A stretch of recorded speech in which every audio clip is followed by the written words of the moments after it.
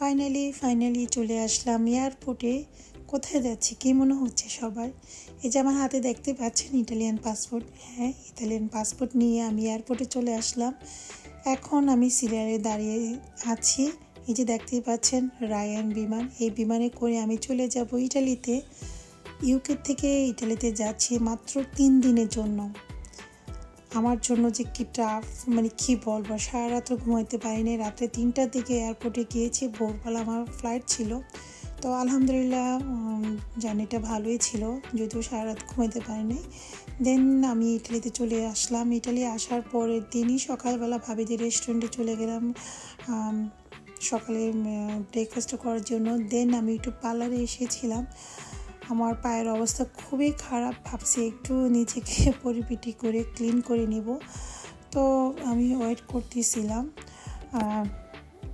Manicure pedicure করার জন্য। দেন finally আবার সন্ধ্যা থেকে রেস্টুরেন্টে চলে গেলাম গ্রিল খাওয়ার জন্য। আর আমাদের লাস ভেগাস সিটিতে ভাবিরা আর ওদের নতুন রেস্টুরেন্ট ওপেন করেছে গ্রিল ইট। তো ওই রেস্টুরেন্টের খাবার এত ইয়াম্মি, যারা ইটালিতে আছেন অবশ্যই একবার ভিজিট করে যাবেন আমাদের লাস ভেগাস সিটিতে।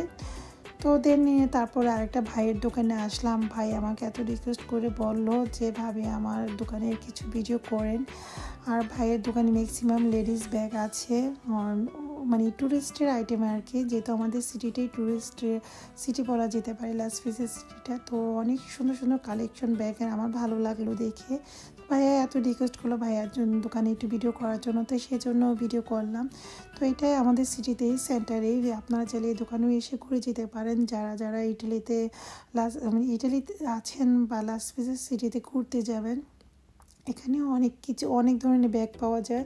দেন এখানে লাগেজও আছে, সবগুলো কালেকশনে ভালো লাগলো, এই জন্য আমি একটু ঘুরিয়ে ভিডিওটা করার চেষ্টা করলাম। আসলে 3 দিনের জন্য গিয়েছি ইটালিতে, হাতে একদম সময় ছিল না, তারপরও অল্প সময়ের মধ্যে ঘোরাঘুরি করতে হলো। তারপরে আমি বেশিরভাগ দেখাই যায় কি ইটালিতে যাওয়ার পর আমি আরুদের বাসায় থাকা হয় বা আরুদের সাথেই সময় কাটানো হয়, বিশেষ করে আরুর সাথে। এই যে দেখেন ইতালিয়ান মেয়েরা পুরো মডেলের মতো করে টিকটক বানিয়ে হেঁটে যাচ্ছে, টিকটক বানাচ্ছিল। তো আমি একটু রাত্রেবেলা একটু বের হয়েছিলাম, তারপরে বাসা চলে যাচ্ছে। এই যে আমাদের বিন্ডেলটা দেখা যাচ্ছে, আর ওরা টিকটক বানাচ্ছে দেখেন। এই হলো ইতালিয়ান মেয়েরা। তো ভালো লাগলো, রাস্তা দিয়ে যাচ্ছিল, তো ভাবলাম আমিও একটু ভিডিও করি। দেন এটা পরের দিন সকালবেলা আমি আবার আর ওদের মানে সকালে নাস্তা করতে যাবো ওদের রেস্টুরেন্টে। তো বাসা থেকে যখন বের হয়েছে, বাসা নিচে অনেক সুন্দর ফুল গাছ দেখে ভালো লাগলো। আর এই যে দেখতেই পাচ্ছেন অনেক সুন্দর একটা ট্রেন আমাকে নিয়ে যাওয়ার জন্য আসছে। আসলেই না, এটা হলো আমাদের সিটিতে মানে ট্যুরিস্ট ট্রেন, মানে যারা ট্যুরিস্টরা আসে পুরো সিটি ঘুরিয়ে দেখায় আর কি। তো আমার মোটামুটি ঘোরাফেরা শেষ, আমার যে কাজের জন্য গিয়েছিলাম কাজও হয়ে গেল।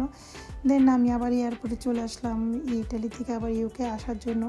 আমি আসলে ওইভাবে ভিডিও করতে পারিনি, একটু করে করেছি, কারণ আমার শরীরটা অনেক খারাপ ছিল ওইখানে যাওয়ার পরে।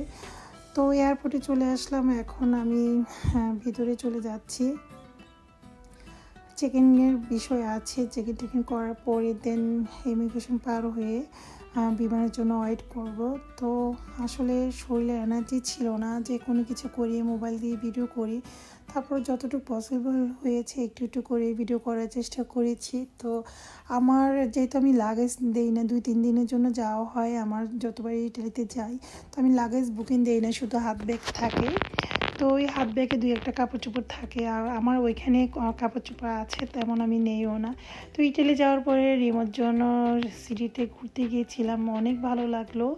সমুদ্র, পাহাড় সব কিছু ঘেরা ইটালির সৌন্দর্য।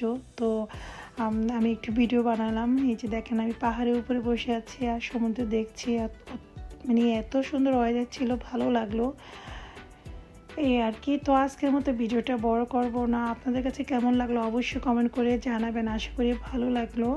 যদি ভালো লাগে সুন্দর কমেন্ট করবেন, লাইক দিতে একদম ভুলবেন না। আমাকে বেশি করে সাপোর্ট দিবেন, তাহলে আমি বেশি করে ভিডিও বানানোর চেষ্টা করব। তো আজকের মতো বিদায় নিচ্ছি, আল্লাহ হাফেজ।